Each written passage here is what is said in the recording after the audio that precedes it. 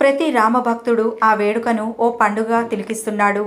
ప్రతి హనుమాన్ రామాలయాలను ముస్తాబు చేశారు.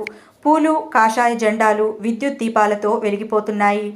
ఇంటింటా దీపాలు వెలిగించి రాములోరికి స్వాగతం పలికేందుకు సిద్ధమయ్యారు. ఒక్కొక్కరు ఒక్కోలా రాముడిపై తమకు ఉన్న భక్తిని, అభిమానాన్ని చాటుతున్నారు. అయోధ్యలో శ్రీరాముని విగ్రహ ప్రాణప్రతిష్ఠ కార్యక్రమాన్ని పురస్కరించుకుని సముద్ర గర్భంలోనూ శ్రీరాముడు చిత్రపటాలను పెడుతున్నారు. దీంతో సముద్ర గర్భాన్ని కూడా శ్రీరాముడు ఫీవర్ తాకినట్టు అయ్యింది. విశాఖలో స్కూబా డైవింగ్ బృందం వినూత్న ప్రయత్నం చేసింది. ఋషికొండ సముద్రపు లోతుల్లోకి శ్రీరాముడి విగ్రహంతో వెళ్ళింది స్కూబా డ్రైవింగ్ టీం. సముద్రపు లోతుల్లో శ్రీరాముడి చిత్రపటాన్ని ప్రదర్శించి ఔరా అనిపించింది.